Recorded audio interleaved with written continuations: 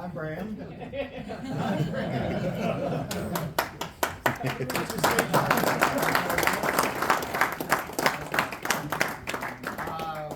Thank you, everybody. It's an honor for me to be here among all of you teachers, all of you practitioners, everybody I've touched hands with over this time. I've learned something from, and I want to thank you all and thank the teachers and let you know that I'm here representing Yinglong Xing, which is Uncle Wayne, who is the co-founder of this event, who was passed on. And so it is my great honor to be able to share, well, he used to say, I only know a little bit. And if you were to look at like a speck or maybe the pore on that thumb, that's about what I know, right? So I believe that always learning is the key. He didn't believe in masters, right? So I'm hoping that what I share with you today helps you to think about stuff. I think a lot of it actually intertwines with what we do, and that you think about it in a critical way, and that we have fun. And the goal for me today is to focus on play and motion. So we started out with Hanshi, with motion, and in the process, learn a little bit of Bagua from the system. Okay. So if we stand up, just get this show on the road, and let's just start by sort of honoring his presence, giving him a little honoring, and also start by standing. Master Tony talked about the root, right? And that's one of the things that you do when you're doing standing types of exercises. In Yinglong Xing, on our logo, we have the Bagua, which represents change, right? And this art changes, that was the idea. Deng Hui Chuan, the founder of this, taught people who had certain affinities, skills. This wrestler actually took their wrestling skills and intertwined it with Bagua.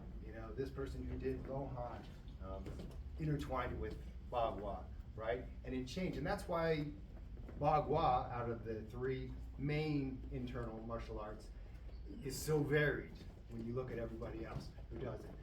Not so much with Tai Chi. It's like, if you think about it like music, Tai Chi is more like classical. Everything is sort of in its place. Xing Yi is like heavy metal, right? There's blast right through you, and that's what this 5 elements represents here, the Xing Yi aspect of it. And Bagua is improvisational, right? So it's like jazz. So you learn movements, right? And then you learn how to move freely with those movements. So movement, just move, that's what he used to say. It's all about your body and motion, okay? So, we'll start about hip distance apart, working away from the ground up. You can slightly toe in. We got to bend the knees, right, Master Tony? Got to get them close to over the knees, right? So that we can feel the bubbling well right there, right? So we're in that ball of that foot. Okay, working up our way up to the sacrum. Okay, so we tuck it forward, and like Tony talked about, you got to drop that back a bit, right? You have to sort of go back out, right? And it depends on whether you're in a low stance or a high stance. You have to learn to find that stacking, right? Another thing we can do to visualize this is to grab from the byway, center point of the top of the head. Imagine that there's a string pulling us up, right? So we're being pulled up at the same time from the sacrum, we're being pulled down. So we're stretching out and aligning there. And then with Bagua, there's circles everywhere. So the chest is not like this, not like a gunslinger. Right? We're just have a concavity here, a roundness, everything has a softness and a roundness to it. And then the standing pose that we would do, slightly different than what you see often. You see it's like this. The one that Uncle Wayne would teach would be about the fist distance away from the dantian, which is about 3 fingers below the belly button. And then you hold your hand in a triangle, here like this. And this is the posture that you hold. Your chin is is able so that you could swivel, because it's like you're on a polar axis. Everything is stacked. And then when you breathe, we breathe in through the nose, fill down to the belly, right? And you can go out through the nose Nice and easy, okay? While you do this, I want to take a minute. I'm going to do a singing bell, and I'm going to read one of Uncle Wayne's poetry, and let us just settle into it. So if you can just close your eyes if you're comfortable with that. Focus on your breathing. Another thing you can do too is as you breathe in with your nose, sort of smile. Give yourself a soft smile. And then as you exhale, think about everything relaxing, sinking into your bones, being connected to the ground. If you feel like you're out of balance, do a minor correction, right? So self-analysis. Okay, so go ahead and begin that.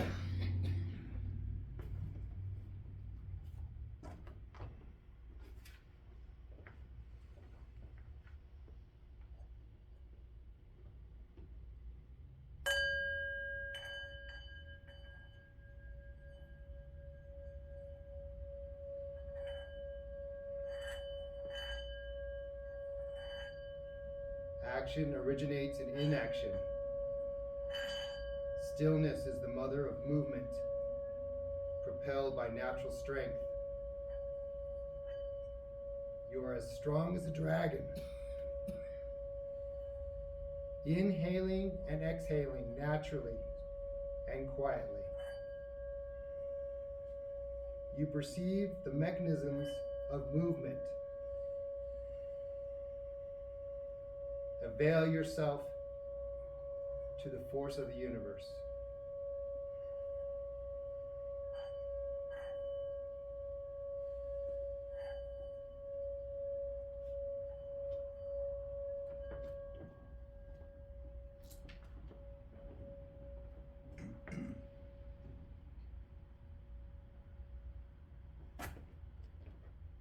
Slowly open your eyes. Let's take 3 cleansing breaths. Breathe in, out,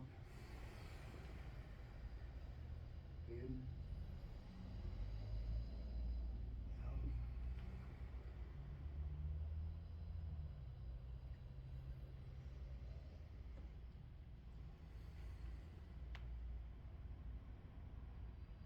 Okay, what we're going to do from here is we're going to shift your weight to your right side. So I'll be a mirror. Rotate your other foot out at a 45. Shift your weight back over to that. Sit, and so now you're bringing your alignment over this right foot. Your knee is bent over the toes. Your head is over the foot here, so that this foot can become light and empty and brought in front of you. And then put it as if you're on one train track here on the heel. Give this about as much weight as if you were just putting it on a carpet, like a shag carpet.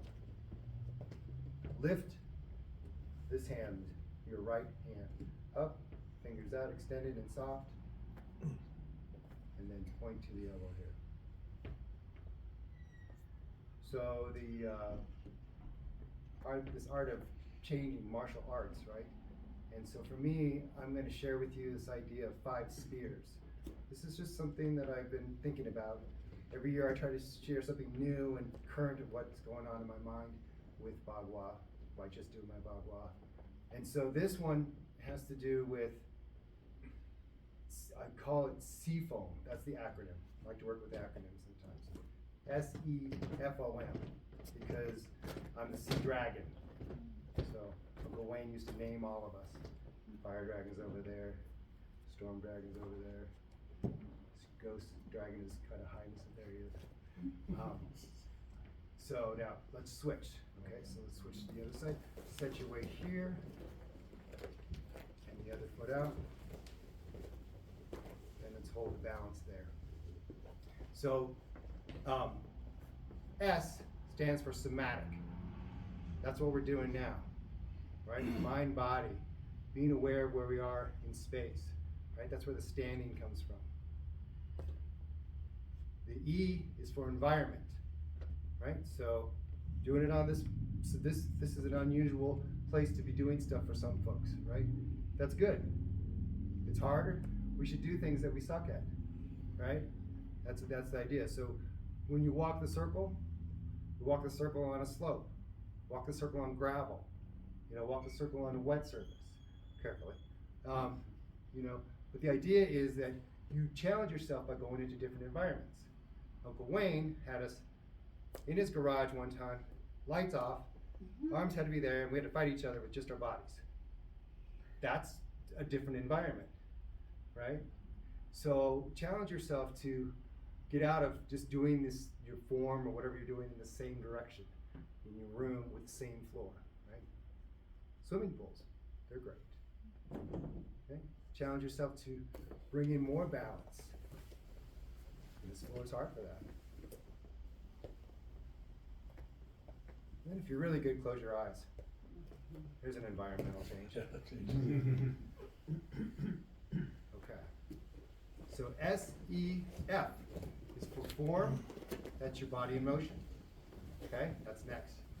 O is for objects. If you've been to my stuff before, I always bring toys, right? And then M is for Marshall. That's why I have acronyms, right? Marshall, and that has to do with the dance. That has to do with the interaction of motion with somebody else. And these spheres can interact with each other, all right? So we just looked at 2 of them. Let's go to number 3, right? Somatic, the standing, right, we have an example. The environment, we're not gonna go outside, so we just close our eyes. And then form, we'll go ahead and I'm gonna share with you the 8 palms. Okay, this is the 8 internal palms while we walk the circle. Okay, so I know we gotta be careful of these cameras, but maybe have 2 arcs around here. The best you can get to where you can see me and walk the circle. Okay, I'll show you first palms. Okay. So, first palm here, lead the way. It was like this. I tend to do it much more like this quite often, right? Lead the way is 1. The hands, palms come over here. This is palms float on the lake. Palms hold up the heaven. Okay, then depending on how you walk in the circle, so if we're walking the circle this way, this outer hand comes up here. Lion opens mouth. Top hand drops down. Bottom hand shoots up. They both pronate. Okay, so we are monkey hanging from a branch. Okay. Drop the top hand, wrist to wrist. Bring it up to center. White ape offers fruit. Tuck it in here, extend out. This is twin dragons. Go to C. And then the quintessential black dragon exits the cave, or wild goose leaves the flock, different names. Okay, so let's walk the circle with that one time. So as we start to walk, and I won't go too much into this walking of the circle because that could be a whole class. But we're just gonna walk as if you're almost through mud, consciously thinking about the weight shift that's happening, right? Moving root. And lead the way or pull the cart. And then transition with the pinky into palms float on the heaven.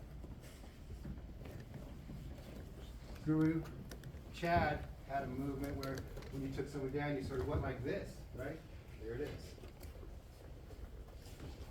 Okay, now leading with the thumbs, palms hold up the heaven. Okay, leave the left hand where it's at, or whichever one's in the center, and take your outer hand and rotate it to lion opens mouth.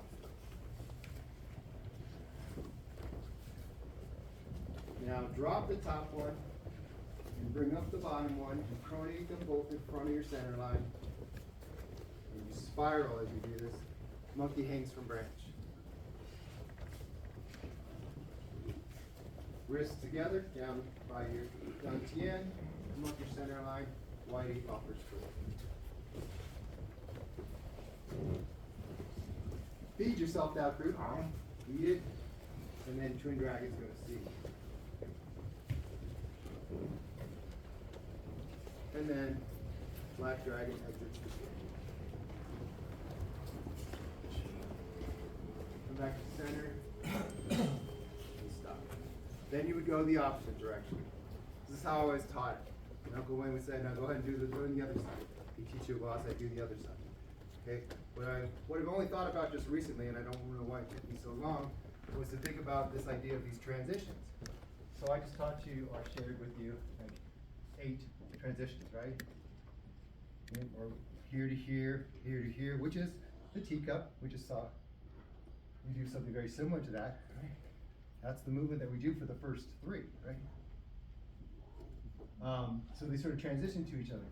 But that's 8. So how many movements did I teach you? Or share with you, I should say? 15. 15, because it going the other direction? Right? 15 because there's transition in between each position. Transition in between, good, yeah. So they get outside, and we can walk the other way, so there's this one and this one, right? Well, I thought, okay, it's all about the transitions that we're talking about, right? If someone just says, okay, you know, like here, well, that's great, but it was the block and the punch, right? It's this action, it's the transition that matters, it's the movement, right? So 1 can transfer to 2, 1 can transition to 3, 1 can transition to 4, 1 can transition to 5, right? 6, 7, 8. They all one. So that's okay. So that's now more, right? But that means I can also go from 2 to 1, 2 to 3, 2 to 4, 2 to 5, right? So that's 7 times 8. That's 56 moves. Other side, that's 112 transitions, right? Just with 2, right? So if you play with 2 of them, and you've got a whole lot. We've got a whole system practically now, right? So if we take the 8, right? I start doing the 8 backwards, right? We just do it this. I've been always doing it the same way. Started doing it backwards. Started to mix it up. Permutations of 8 is when you go both ways is 80,640. Right? Not to mention when you actually single change in there as well, right? So we can take whatever you do, whatever you've got as your motion, right? And let's take it. You've got 5 different motions, right? What you can do, mix them up. Try to transition from one to the other, and there you go. You can start to explore form. Right? Great.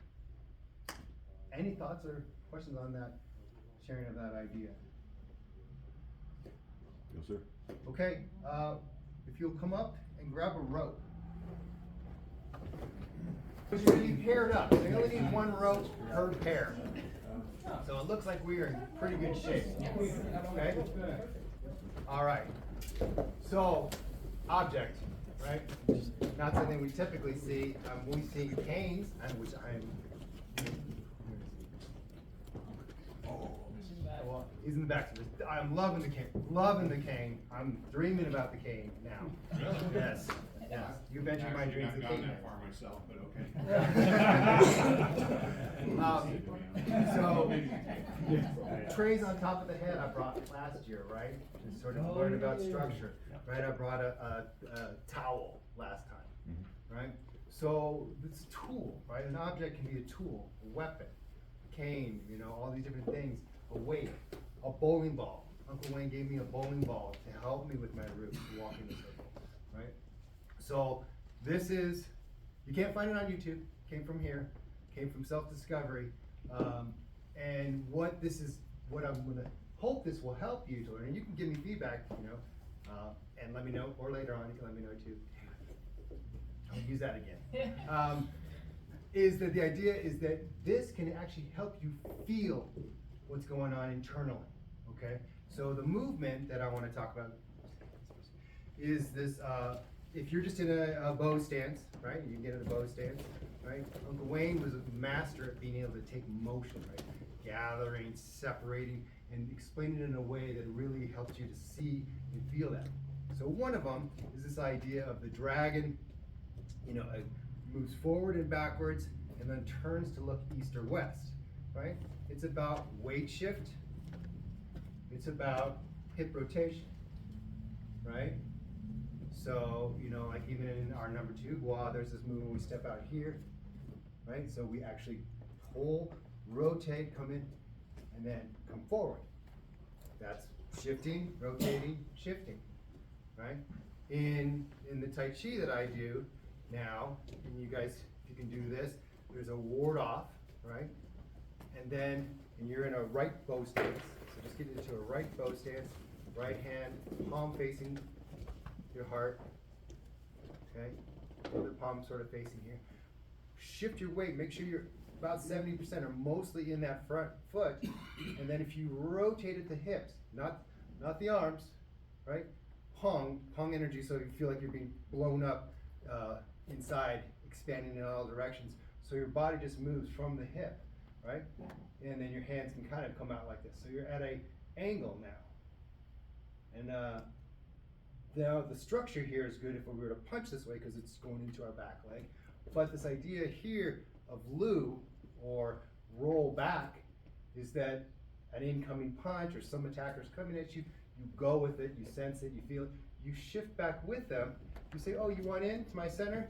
And then you show them the door. And you roll out of it, right? So again, if we're here, and then I'll point this direction, so do it with me. Right foot, and rotate, shift back, and let the hands drop. That's the movement, right? That's called rollback when you grasp the sparrow's tail. A couple more times. Here, shifting our weight forward. Rotate, that's important. So we're on this angle here. Shift your weight. Now, notice I'm shifting my weight. So my dantian, as I say, the dantian's leading, right? So my body's still upright, my posture's still good. It's just like just sit back onto this leg.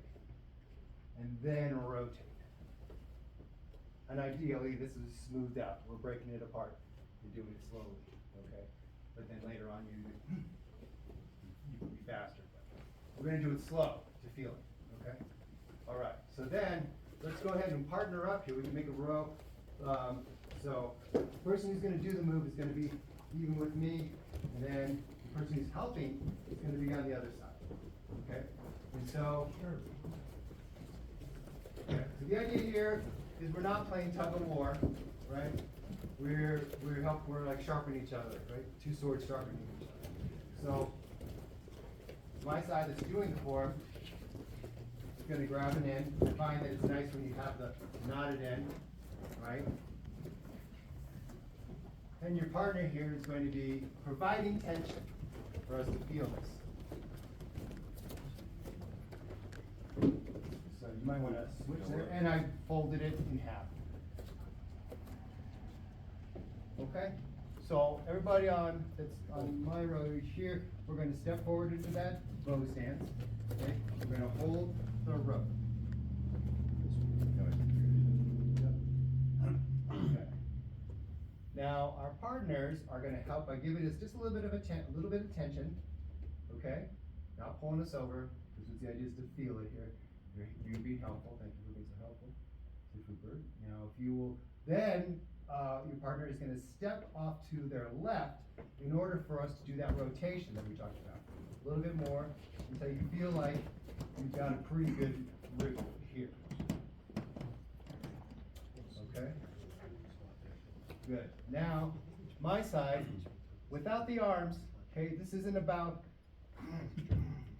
okay, this is about body weight shifting, okay? So from here, your partner's gonna give you a weight and give you something to pull against, okay? And then I'm gonna just shift my weight back. So you shift your weight back. So if you feel it in your shoulders and you feel it then you're not quite getting it, right? It looked like you might have been like muscling it, which is easy to do, right? So let's go back again here, and just this shifting of the weight, my hands are pretty relaxed here. I'm just gonna shift the weight. So you use your body weight, and you keep up. So not like this. As soon as we bend over, right now we're definitely using our arms, right? But if I stay upright here, maintain my structure, and roll back and shift back. Try that. Try just the shift first. Okay. So you give tension.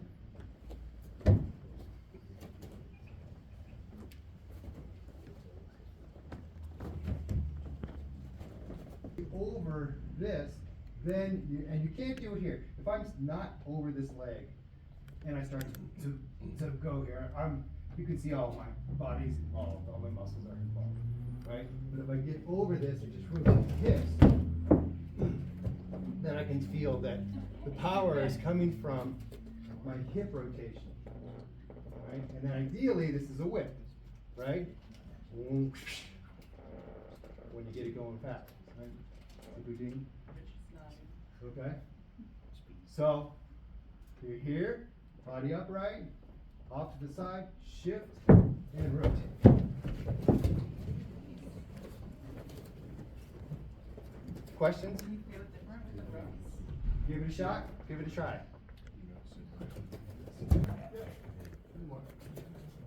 Good. Now, I've got the good tension. Good here, shifting. Wow. Yeah. You can feel it. And then the second part would be that rotation. And over here. That's very cool. Remember? Right? And then we just did object, using the object as a tool to really sort of understand mostly the shifting and the hip, right, in that particular movement, and sort of take out other variables, right?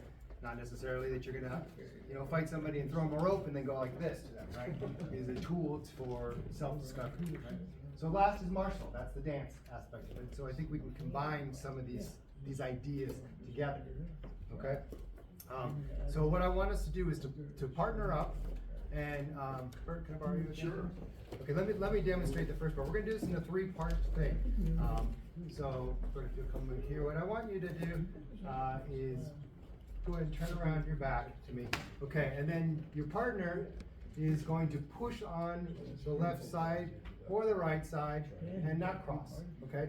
So we're just going to push on the left side and the right side. And of course, if I push on this side, I should have this hand up.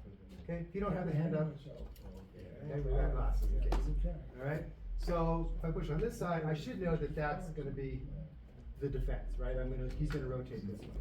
Okay? What I want this person to do, so we'll switch so that I'll do it, is I'm going to relax. I'm going to get into my posture like we started out today. I'm just going to relax. I'm not going to let fear or anything, just gonna relax. Even close my eyes if you're comfortable with that. And just relax. Just sit there. Okay? And then I allow his momentum to start my momentum, and then I let that arm come out, and then I start walking because that's what ball players do, right? Okay? Make sense? Okay, give that a shot. We did, right? You remember Black Dragon? Right? Okay. And then from Black Dragon, let's take a step and drop the top hand, spiral and raise the right hand for the snake. Okay? Then shift your weight to the right foot, step back, lead the cart, and do the pull we just did with the throw. Okay? Does that make sense? I'll do it with Conrad here. So this will be going back to like a simple punch. So he throws the punch. Okay? There's the Black Dragon exits the cave. Okay? Step in here and up like so. Step back and then shift and throw. And get creative, get artistic. So if the punch comes here, boom, that hits and drills. And we poke the eyes, push the head back, right?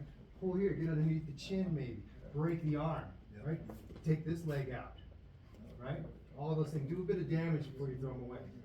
Then sit back and throw away, okay? This can be done on either side. So he punches with the right, or he punches with the left, either one, okay? Same idea. He punches with the other one, doesn't matter. Okay? 3 movements of the form that we did with the 8 internal palms. Okay? And let's go ahead and pair up like we did along the road so we can practice this. It's going to be which side? I don't know. Here, here, here. Okay? So just take those 2, put them together. All right? Thank you, sir. This here sort of coming together. In this last exercise that we did, I think it's real easy for us to be tight. You want to push up against or sort of be expecting that and try to put yourself into a mindset where you're not expecting it and you're just relaxed and just allowing that relaxed motion to start. Then you do all your techniques that you already know, right? but that first initial bend, you can go into something. I think what I saw was a lot of people would want to kind of push against it, right? Instead of, which tightens up their whole body. Right? Instead of just like, what's going on here? Oh, I see, right? So, any last thoughts or questions? Thank you for letting me share. Appreciate you all. Thank you.